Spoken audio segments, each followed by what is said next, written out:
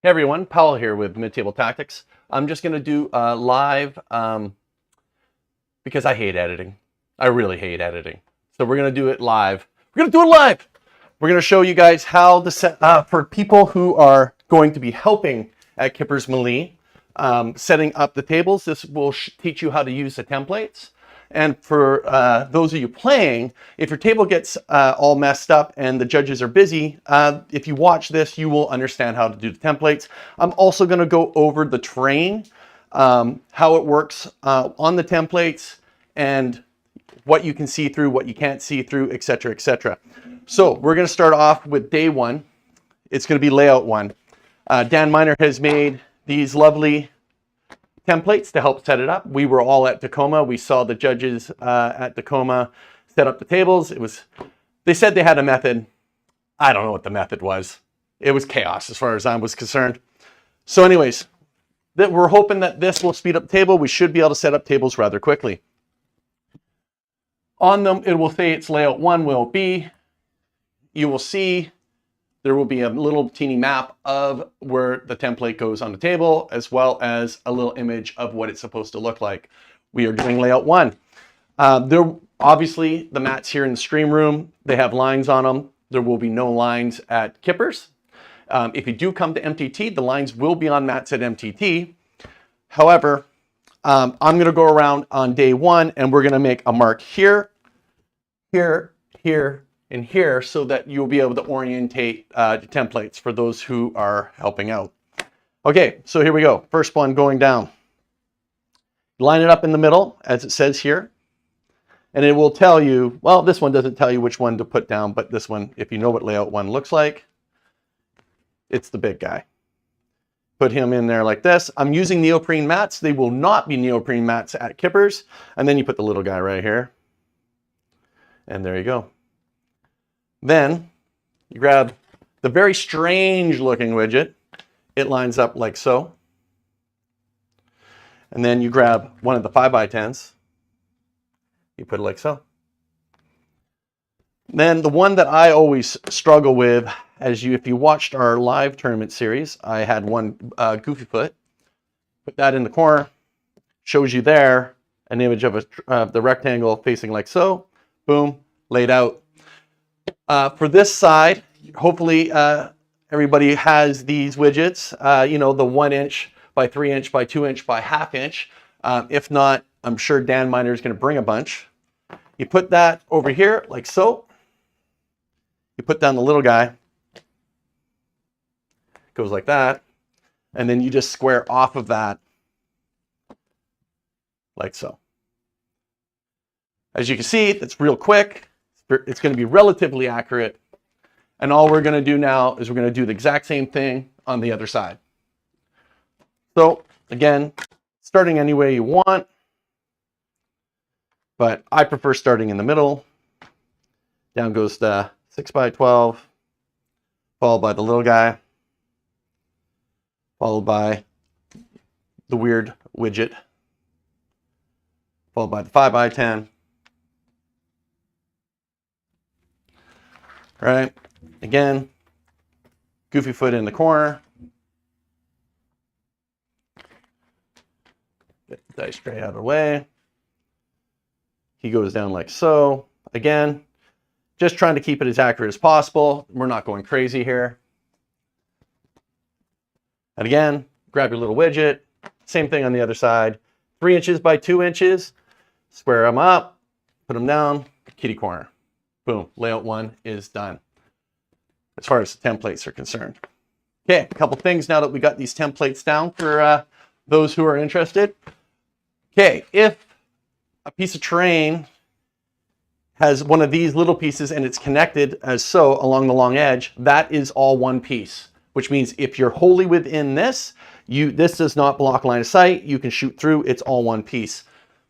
If the piece is kitty corner, just touching the corner, these count as two pieces. If you're wholly within this and there was someone over there, the line of sight would be blocked by this piece. Keep that in mind. It will matter. Especially with this kill box on layout one, we felt it would be way too powerful if these were two separate pieces. So now let's go on to putting the terrain there. Ruin, flat side, center, right? Big ruin. Try to just get the point. It's going to overhang, just so you know. Just try to get it so the back sides here kind of line up, and that's roughly in the middle. It should probably be hanging over by about 1/2 inch. Okay? Small ruins. Oh, I did it backwards. So the idea and what you need to see is you want the hole heading towards this. So it should be angled towards a little small piece. On that little small piece, you put down the little ruin. Then you put the force field down. This corner pointed towards the, whatever you want to call it, obstacle, I suppose. Again, putting this over here. Once you get used to doing this, guys, it is super quick. Again, flat side, dead center, little wall. L on the outside, you want to leave this open. L on the outside, you want to leave that open. Again, ruins. Leaving the hole, heading towards the obstacle. And again, this part hanging down. Boom. Layout 1 done, guys. Okay, things you guys probably need to know. I think I have this all right. If not, I'm sure Dan Miner will yell at me. These are basically just ruins, guys. Infantry go right through them. If you see these ruins, you notice the windows are open on the lower floor. Those count as blocked. Just assume these shutters are on every single one of these windows. The top windows, however, are open. There is a floor that is normally here. No one uses them. I'm not too sure if they're going to be on the table or on the side of the table. But if they are on the ruins, guys, and they're in your way and they're causing you guys problems, please put them to the side so they don't get lost. The only real roof that usually gets used is the top of the big one. And again, assume the shutters are on all the small windows, including this one. Line of sight can be drawn through the top. So basically, if you're a knight, you can, and you touch this ruin with the new rules, it just allows them to see through here and also be seen back. These containers, guys, you cannot just magically walk through them. You must count your movement for going over. These are not ruins in that sense. Obstacle, obviously under 2 inches. You can't stop on top of it, but it does not impede your movement of going over. Same thing with the wall. Okay, that is layout 1. I will now move on to doing layout 4. So first thing I'm just going to do is I'm just really quickly just going to disassemble the table. I guess I also go over see if anyone's made a comment, but I doubt it. Just doing this spur of the moment, helping Jen and Dan, the TO, out. Okay, on layout 4, these two pieces are not used. Those are the little wall sections. Anyways, the little, oh, there it is. Okay, force field's off. Okay, and just, well, I'll probably end up just stacking them off to the side because for me, it's just easier to do it this way. So I just grab all my 6x12s. Then I grab my 5x10s. Then I grab the little guys. Now we're on to layout 4 for day 2. So for day 2, those marks should all be at the quarter points or the center points. 2 more templates to quickly put down the thing. Making sure I'm doing it right. Nope, the other way. Like so. Okay, is it? Let me take a quick look. Orientate myself. Right. There we go. This one doesn't have the star, which way it's supposed to face. Maybe Dan should do that for the next time. All right. 6x12. Up here. Down here, 6x12. And then instantly, kitty corner.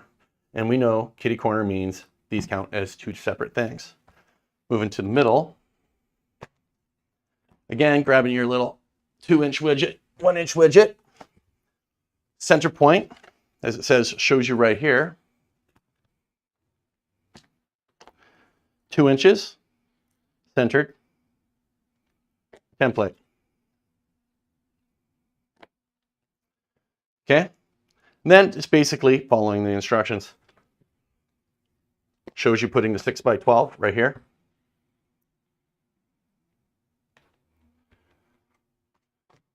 Why does it say 5x10? Pretty sure it's not. Correct. Oh, it is a 5x10. Boop, my bad. And we're learning. It actually said that on the template. That's actually me who screwed that up. And then in the corner,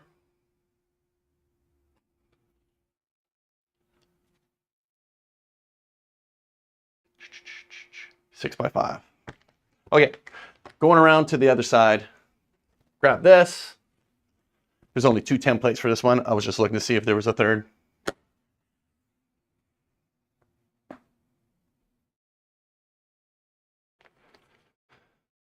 As you can tell, I'm really good at layout 1.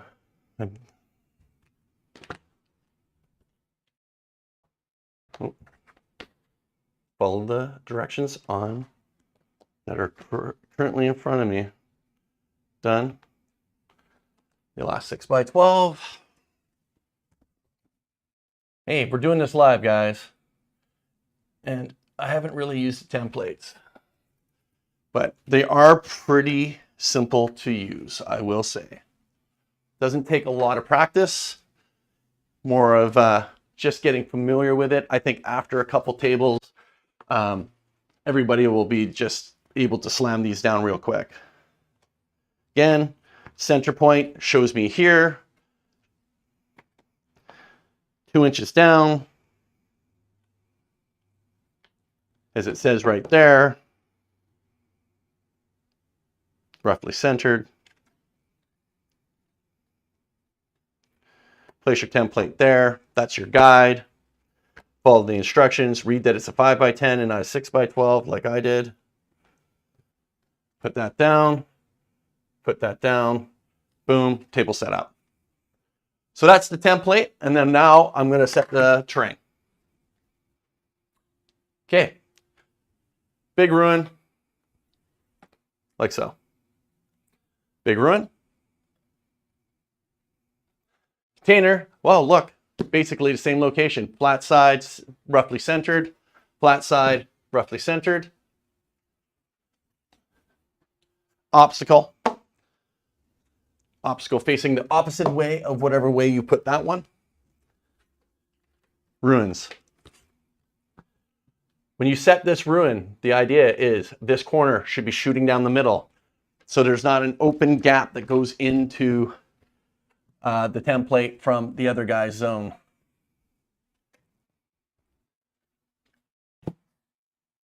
Boom. Boom. Force field. This is the only one here that can get a little tricky. So wherever it is, we think it should be angled like so. The idea is the gap that goes like this should be big enough for a knight to get through. I believe he does have wording maybe in the pack that talks about that. Okay, guys, that's it. Now, something to note again, kitty corner, 2 separate templates. So if you're wholly within this and you're shooting this way, this blocks your line of sight. This is all one piece, which means, but just because there's nothing there, this is still a template. If you're standing here, someone's standing on the other side, you can't shoot through it. So that one might catch people off guard because they're used to having like an actual ruin there. And that is it. That is the Kippers Melee tournament for this weekend's terrain layout, layout 1 and layout 2. Yeah, not much else to say about that, guys. I'm just going to quickly take a look to see if anyone did jump in for comments. Yeah, okay, guys. Well, we got a couple of the MTT crew in there checking out. Anyways, I feel like this is, like, Dan should patent this and sell this to GW for their events, because, man, that is fast. We will be using these at MTT. Hopefully, we'll have a few more templates. The only differences in MTT, I think we're using layout 1 and layout 4. If Shane's in the comments, he will say yes or no to that. The only difference is our terrain will be completely different for this. It'll be more similar to the GW Open. In fact, it is Dan Miner's GW Open terrain that he lasered up. So again, it's just another version of Dan Miner's stuff. It's just more suited towards the GW Open series. Okay, guys. Thanks for watching. Hopefully this helped you guys out so you don't get caught off when you're in Kippers. And I'm probably just gonna sign off. Take it easy, guys. Oh, don't forget, like, subscribe. And also, we're the guys in the light blue shirts. Feel free to come say hi. See you guys.